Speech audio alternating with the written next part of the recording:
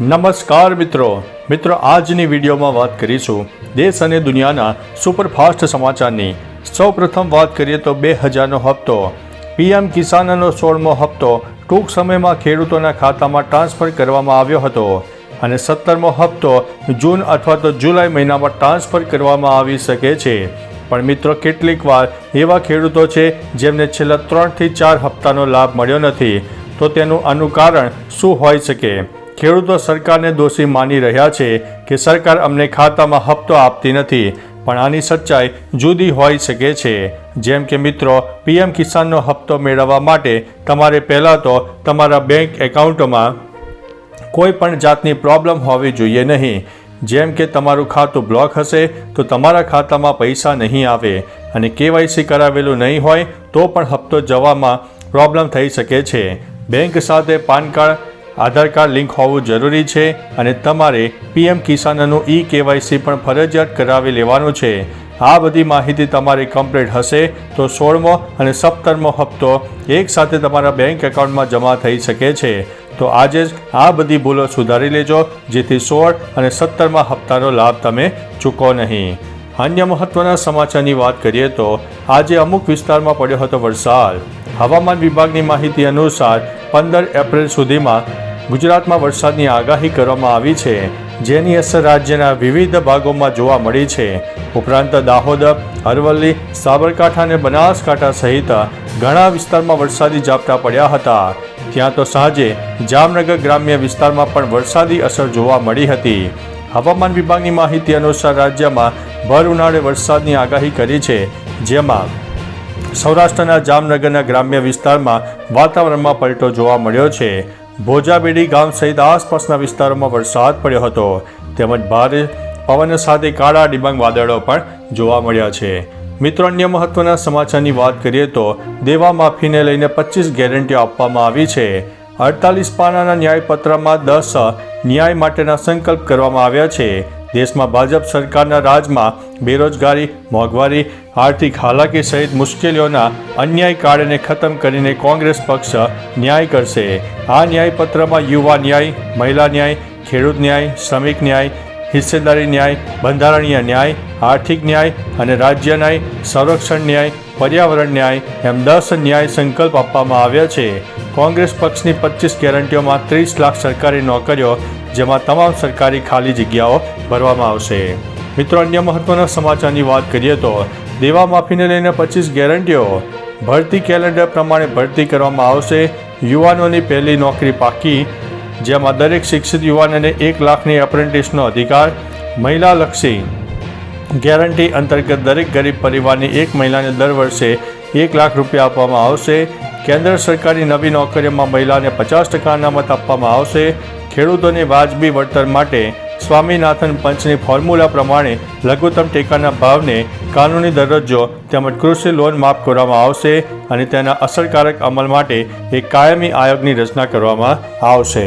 મિત્રો, અન્ય મહત્વના સમાચારની વાત કરીએ તો અંબાલાલ પટેલની 8 મોટી આગાહી। અંબાલાલ પટેલની આગાહી પ્રમાણે 12 થી લઈને 17 એપ્રિલ દરમિયાન પ્રી મોન્સૂન એક્ટિવિટી થશે। મે મહિનાના અંતમાં અરબ સાગરમાં ચક્રવાત સર્જાવાની આગાહી। રાજ્યમાં 96 થી 104% વરસાદ પડવાનું અનુમાન લગાવવામાં આવ્યું છે। 20 એપ્રિલ બાદ ગરમીનો પારો 43 ડિગ્રી સેલ્સિયસ સુધી જઈ શકે છે। 12, 13 અને 14 એપ્રિલમાં આધી વંટોળ સાથે પ્રી મોન્સૂન એક્ટિવિટી જોવા મળે। ઉત્તર અને મધ્ય ગુજરાત અને સૌરાષ્ટ્રમાં વંટોળ સાથે માવઠું થવાની સંભાવના। ભાવનગર, અમરેલીના કેટલાક વિસ્તારોમાં વાતાવરણમાં પલટો આવશે। મે મહિનાનું અરબ સાગરનું વાવાઝોડું ગુજરાતમાં પ્રભાવ કરી શકે છે, તો હાલમાં ગુજરાતમાં ચોમાસું સારું રહેશે તેવા અહેવાલો છે। 96% લઈને 104% વરસાદ પડવાની આગાહી છે। મિત્રો, અન્ય મહત્વના સમાચારની વાત કરીએ તો રાહુલ ગાંધીએ કહ્યું છે કે તમારા ખાતામાં આવશે 1 લાખ રૂપિયા। રાજસ્થાનના અનુપગઢમાં કોંગ્રેસની જનસભામાં રાહુલ ગાંધીએ મોટું નિવેદન આપ્યું હતું। તેમણે કહ્યું છે કે જો તમે ગરીબ છો તો તમારા પરિવારની એક મહિલાને વર્ષે 1 લાખ રૂપિયા આપશે। જ્યાં સુધી તમારો પરિવાર ગરીબી રેખાથી ઉપર ન આવી જાય ત્યાં સુધી આ રૂપિયા ખટાખટ તમારા ખાતામાં આવતા રહેશે। એક ઝટકામાં અમે ભારતમાંથી ગરીબીને દૂર કરી નાખીશું। આમ ચૂંટણી પહેલાં કોંગ્રેસ પાર્ટીના રાહુલ ગાંધીએ મોટી જાહેરાત કરી હતી। મિત્રો, અન્ય મહત્વના સમાચારની વાત કરીએ તો પીએમ મોદીએ પણ આપી છે ગેરંટી। વડાપ્રધાન નરેન્દ્રભાઈ મોદીએ ગુરુવારે રાજસ્થાનના કરૌલીમાં એક જાહેર સભાને સંબોધન કર્યું હતું અને નિવેદનો આપ્યા છે, જેમાં 25 કરોડ દેશવાસીઓને ગરીબીમાંથી બહાર લાવવાનું કામ કર્યું. સાથે જ ખેડૂતોને સમૃદ્ધ બનાવવા સતત કામ કરી રહ્યા છે.